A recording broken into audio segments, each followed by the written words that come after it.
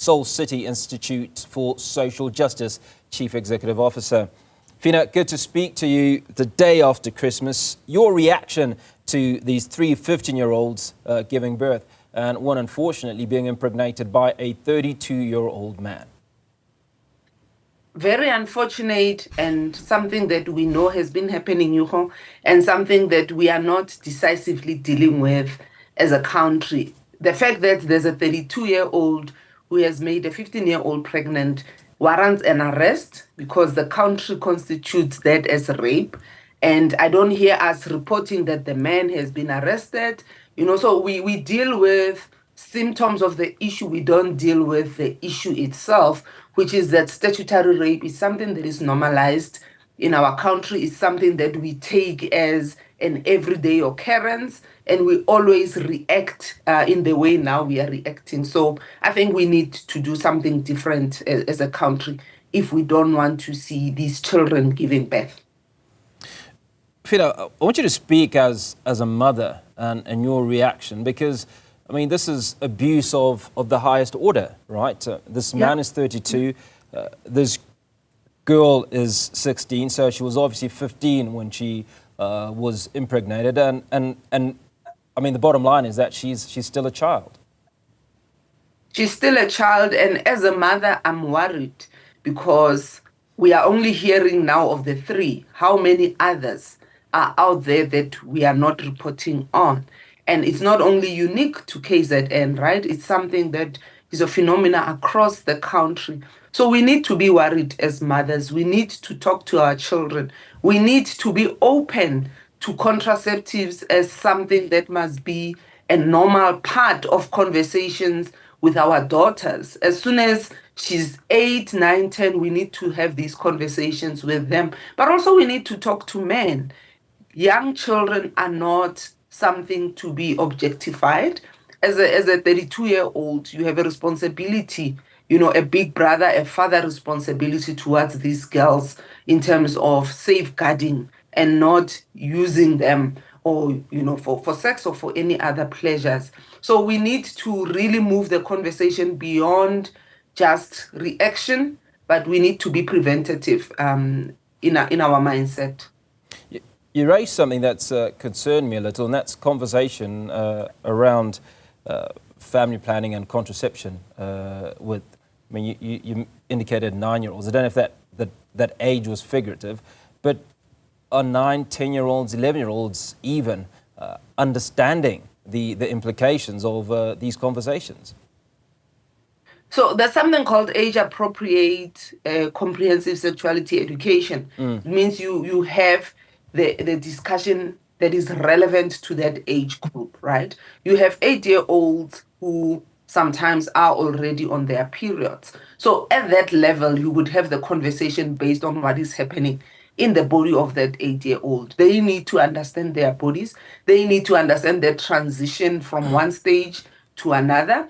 And in that conversation, we also need to indicate that if you are already on your periods and you come in contact with any male sperm, you are going to fall pregnant. Because I think for children, there's no concept of what falling pregnant means, right? And so they take it, if they are doing it amongst themselves, that they are just having fun, because we're not really entrenching this knowledge that it is a recipe for disaster if you start.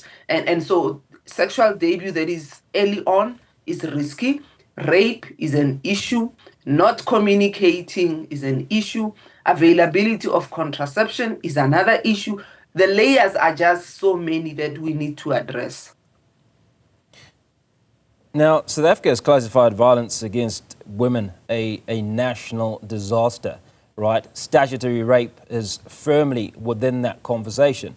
So, post this classification, Phinah, what should be happening? I mean, what's the reaction? It can't be business as usual, right? So if we're discovering that 3 15-year-olds have given birth on Christmas Day in KZN, multiple more in the Eastern Cape, based on what we've been reporting in the last couple of days, right? What should the reaction be? I mean, we should be sending out squads of police to investigate and to deal with it, because if it has been classified as such, then what should be the appropriate reaction?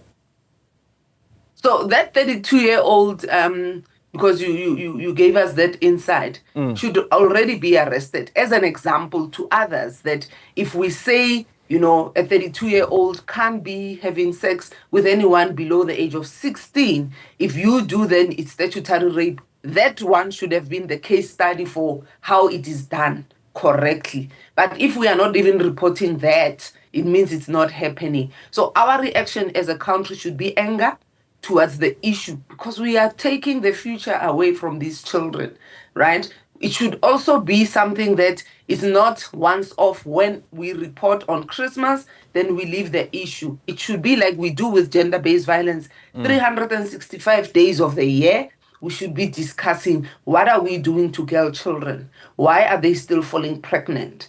Right? And when we talk to boy children, we should also be having the same conversation around you should not, you know, use girls as a thing of showing your manhood. You need to be future focused, and babies are not a solution to your manhood as a boy, or, you know, to proving that you can.